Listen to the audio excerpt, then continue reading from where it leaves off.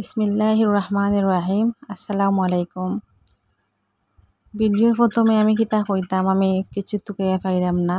আর আজকে আমি খুব বেশি শোকাহত, কারণ যারা নেট চালাইরা সোশ্যাল মিডিয়া সম্পর্কে জানেন তারা অবশ্যই সকল অবগত হয়ে গেছেন যে আজকে বাংলাদেশের সেনাবাহিনী, নৌবাহিনী, বিমান বাহিনীর মনের অবস্থা কিলাখান। আজকে আমি অসীম জাওয়াদের নিউজ পড়িয়া, মৃত্যুর নিউজ পড়িয়া আমি আসলে চকুর পানি সামলাই রাখতাম পারছি না, যে মানুষের মৃত্যু কোন সময় কিলায়, মৃত্যু কতটা ভয়ঙ্কর, এটা কেউ মৃত্যুর স্বাদ গ্রহণ না করলে কেউ বুঝতে পারতাম না। আমরা সকলের মৃত্যুর স্বাদ গ্রহণ করা লাগবো, আজ না হয় খাইল। তো মৃত্যু কতটা ভয়ঙ্কর তা অসীম জাওয়াদের মৃত্যু দেখিয়ে আমরা বুঝতাম পারলাম। মৃত্যু কোন সময় কোন জায়গাত কিলাখান আইব আমরা আল্লাহ ছাড়া আমরা কেউ কইতে পারতাম না। আর অসীম জাওয়াদে বাংলাদেশের মানুষের লাগে কতটুকু করিয়া গেছেন, বাংলাদেশের মানুষ যাতে বিপদে না পড়ে, তার গ্রামের মানুষ যাতে বিপদে না পড়ে, বিমানটা লোকালয়ে যাতে না পড়ে, এর লাগি তাই বিমান সেফ জায়গাত নিয়ে যাওয়ার লাগি তার নিজের জীবন বাজি রাখছেন। কতটা সাহস থাকলে এরকম ঝুঁকিপূর্ণ কাজ করা যায় বুঝতে পারলাম না। তবে খুব বেশি সাহস আসিল কর্তিকে অসীম জাওয়াদ দেশের মানুষের লাগি একটা ইতিহাস বানাইয়া গেছেন। অসীম জাওয়াদ তাইন অবশ্যই বুঝতে পারছেন, যদি জ্বলন্ত বিমান একটা কোনো লোকালয়ে অথবা গণবসতি গ্রামের মধ্যে পড়ে তাহলে একসাথে হাজারটা প্রাণ যাইতে পারে। তো আল্লাহ অবশ্যই ও মানুষের ভিতরে তৎক্ষণাৎ একটা সাহস দিয়া দিছেন যে বিমানটা অবশ্যই একটা নদীর সাইডে নিয়ে ফালানোর দরকার, বা নদীর মাঝে ফালানোর দরকার। আমার আসলে আমি যে বয়েস দিলাম আমার মুখ দিয়া কথা বারণ না, আমার নিউজটা পড়ার পরে আমি খুব বেশি মর্মাহত হয়ে গেছি। এতটা বুদ্ধির কারণে আজকে দেশের মানুষ সুস্থ আছেন আল্লাহ তাআলার রহমতে। নইলে যদি বিমানটা লোকালয়ে পড়তো, শিশু, বৃদ্ধ, বয়স্ক, প্রাপ্তবয়স্ক অনেক মানুষ মারা যাইত, পশু পাখি, গরু ছাগল অনেক মানুষও মারা যায়, অনেক প্রাণীও মারা যাইত, মানুষও মারা যাইত। যাই হোক, 10 জনের প্রাণ বাঁচানোর লাগি অসীম জাওয়াদে নিজের প্রাণ বিসর্জন দিছেন।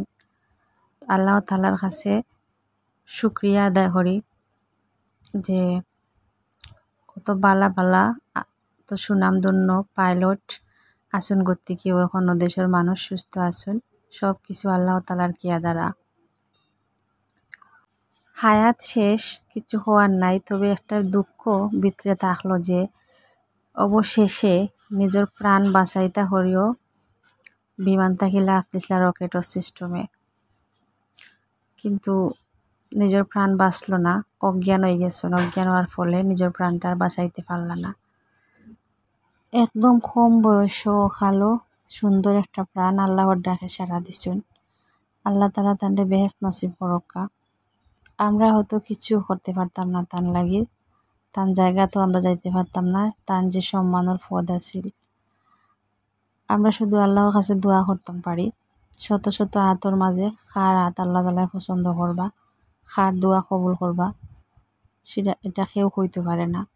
এই দুর্ঘটনা হইল গিয়া নতুন প্রজন্মর লাগি একটা ইতিহাস, শিক্ষা, আরো অনেক কিছু। এরকম মৃত্যু আমরা মনে করাইয়া দেয় যে কেউ যখন হায়াত শেষ হয় তখন বয়সটা মেনটেন করে না। শিশুকালেও মানুষের হায়াত শেষ হয়ে যেতে পারে, বৃদ্ধকালেও, প্রাপ্তবয়স্ক, কিশোর বয়সও, ইয়াং বয়সও, যে কোনো বয়সও মানুষের হায়াত হঠাৎ করে শেষ হয়ে যেতে পারে। একটা সবচেয়ে বড় প্রমাণ, আমরা জানি যে যার সবার বয়স মেনটেন না, যে মৃত্যুর সাথে বয়সের কোনো হাত নাই।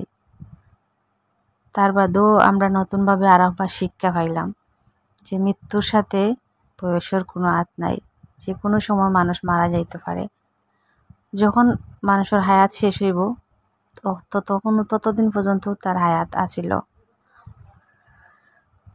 আর যাই হোক, আমরা সকলে দোয়া করি তার ফ্যামিলির আল্লাহ তালায় ধৈর্য ধারণ করার ক্ষমতা দিতা, তার ওয়াইফরে ধৈর্য ধরার ক্ষমতা দিতা।